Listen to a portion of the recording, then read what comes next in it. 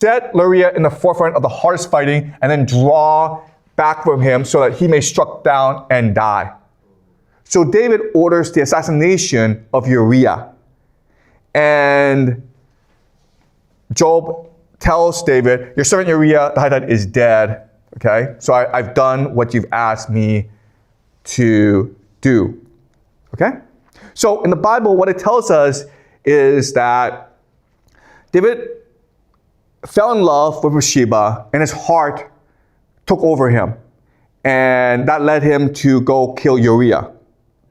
Okay?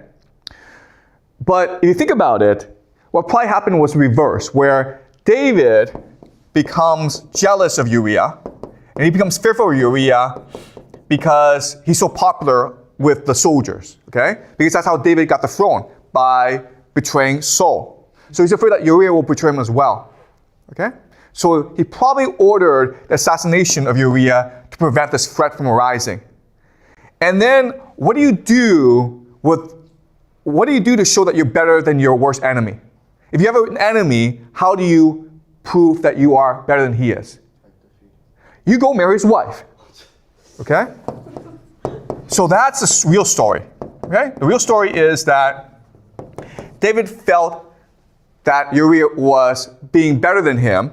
He got very jealous, and so he killed Uriah and married his wife to show, I'm better than Uriah. Okay? That's the real story. But you can see how the Bible frames the story in a different way. So in other words, the Bible was written as an apology for David to disguise his crimes.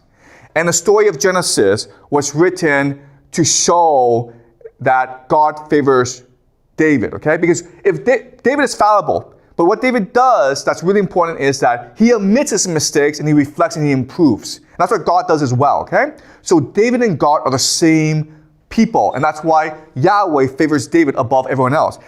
Yahweh is looking for a friend. David is his best friend because David is most like him. Okay? All right, let's continue.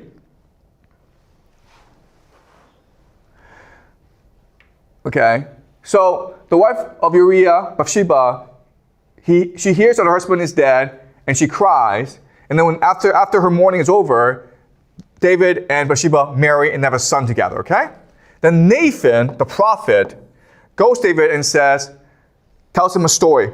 There are two men in a city, and one is rich and the other is poor, okay? So there's two men, one rich, one poor. The rich had many sheep, and the poor had just one, okay? Then a traveler comes to the rich man, and the rich man has to have a feast for the traveler. But he doesn't want to use his sheep, so he steals the poor man's sheep, okay? Then David gets angry and says, hey, man, that's wrong, okay? I will find this man and I will kill him, okay? And I will give the poor 4 lambs instead of 1. And then Nathan says to David, David, you are that rich man, okay? So what Nathan is saying to David is, your crime is you stole Bathsheba. Guys, that's not David's crime, okay? David's crime is he killed Uriah. Alright, so this is what we call gaslighting. You see how clever this is, where the Bible set up so that you forget that David's crime is killing Uriah, okay? You think that the real crime is David stealing Bathsheba. No, that's not the real crime. The real crime is murder, okay? Not adultery. Alright, so in other words, the Bible is an apology for David. But because of the nature of Israel's society, okay? So what's special about Israel at this point in history is that it's a very small community of people. So David can't be like, I'm king, if you disobey me, I'll kill you, okay? He has to get everyone to support him. So they have to make up these stories to justify why David is a good person, okay? David cannot say he didn't do this because everyone knows he did this. So instead, they change the story. And what they say instead is that what makes David special is not that he is infallible.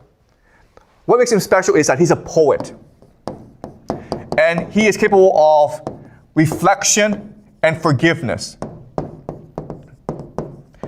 which is what Yahweh is, okay? So Yahweh is a support king, and so is David. All right, and this is why, again, the Jews are so literary and so creative. They're not great warriors, but they are tremendous intellectuals. This has been true throughout their history. They're capable of deep reflection, open debate, and argumentation. Okay? And this is why the Jews are so creative. Okay? Any questions, guys? Okay. All right. I don't know much about Bible. So Bible is a collection of different stories and poem, right? Yeah. And so the common feature of these stories are I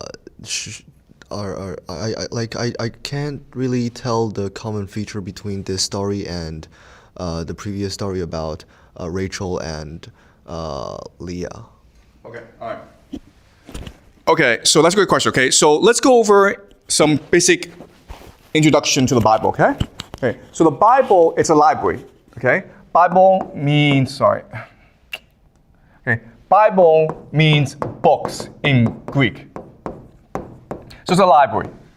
And it's composed of 3 major parts. The first is what's called the Tanakh. It's a Torah, okay? So it's the first 5 books of the Bible, okay? Second is the historical books, history.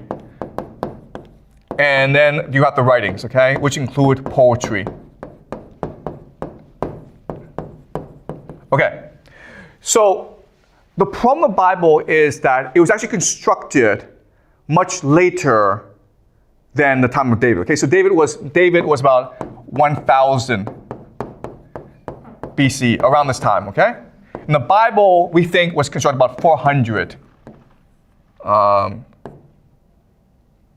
BC, around this time, okay? So there's a 600-year difference. So the Bible that we have was very different from the Bible that was first conceived, okay? So what's the structure of the Bible? The structure of the Bible is this.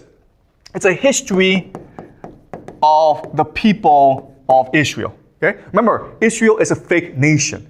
It's a collection of different tribes, different peoples, and they need to make it as though it's one people. So they create a fake history, all right? So the fake history is Adam and Eve, then Noah, then Abraham, then Isaac, then Jacob, then Moses, then you get all the way to David, okay? All right, so this is a cosmology, an ordering of events, or a fake history, all right? And what this is doing is this.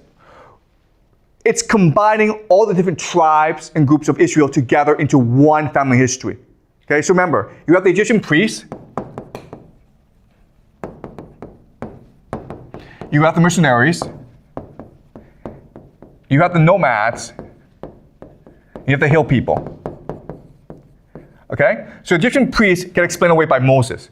That's why the Israelites go into Egypt, because they have the Egyptian influence, okay? Then you have the hill people, and the hill people come from different families. And what you do is you make them into one big family. So Abraham, Isaac, and Jacob are all different part family. And when you combine the nation together, you make it as though it's one nation together, okay? So now, rather than Abraham, Isaac, and Jacob are different families, it's like, no, Isaac is the son of Jacob, and Jacob is the son of Isaac, okay? All right, so this is the original Bible. And then what happened later on was then they added other stuff as well, okay? Poetry and rituals and all that, okay? Over time. Does that make sense? All right, good, great. Any more questions, guys? I don't understand, like, why does the Bible kind of trying to embellish, like, kind of trying to make people believe that David is a very successful figure or something? Oh, sorry, what is the question? So the intention of the story about David is to use these stories to let the readers, the Israel people, to understand their culture or is this just Okay. Listen. Okay. So the Bible will change over time. Okay. This is really important to understand. What the Bible is changes over time because Israel becomes different over time, and we'll go over this next class. Oh, sorry, not next week. Okay, not next class. Next week. Okay. So what's happening now is okay. You're David and you're Solomon. Okay. So Solomon is the son of David who becomes king. All right. And there are people around you. Okay? And they're gossiping, okay? Gossiping. They know what happened with Bathsheba. They know what happened with Abner. They're all gossiping. And that causes problems for the king. Okay? It's like being in a village and everyone's talking behind your back. So what you do is you need to spin this. Okay? Or what we call public relations or media. You need to tell the story in a different way that makes the gossiping less bad. Okay? So the gossiping right now is that David, he is ruthless. He killed Uriah because Uriah was a threat. Okay? Now, the problem with this story is that if people believe this story to be true, one, it's possible that Uriah's friends will want revenge for what happened, okay? It's also possible that a soldier tries to kill David, okay? Because David is clearly ambitious. So you change the gossip to like, oh, no. David was not ambitious. David is just a poet who fell in love with Bathsheba, okay?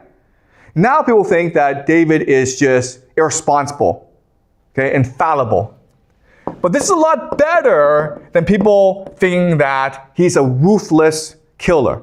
Because if people think that he's a ruthless killer, then I should be a ruthless killer as well, okay? Now people are like, well, David, he's king, but he's not perfect, and he made a mistake, and we should forgive him. Because Yahweh, remember, the story of Yahweh is that he makes mistakes too, and we should forgive Yahweh as well. All right? Do you understand what's happening? Okay? This is what we call spin. Before it was like he killed Uriah, and therefore we should avenge Uriah, or it's okay to be violent. Now you switch the story to say, no, it was really about Bathsheba. And this is just really about, okay, you know what? People make mistakes. We should forgive him. Okay? And that's why the Bible was created in the way it was, to change the gossip around so that it would be less harmful. They both suck, okay? But everyone knows you killed Uriah. Now the question is, why did you do so?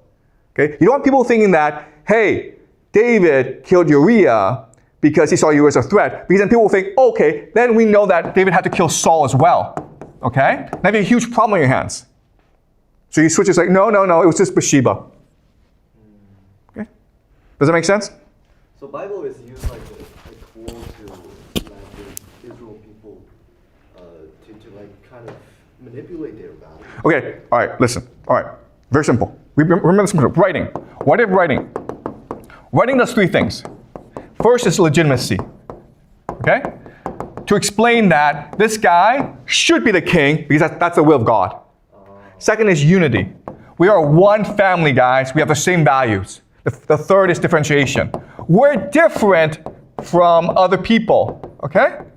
All right, differentiation is Yahweh is a God of forgiveness, a God of fallibility, but a God of reflection and debate and openness, okay? So our God is different from other gods. The Greek gods is pure vengeance. Our God is one of forgiveness, okay? He's good.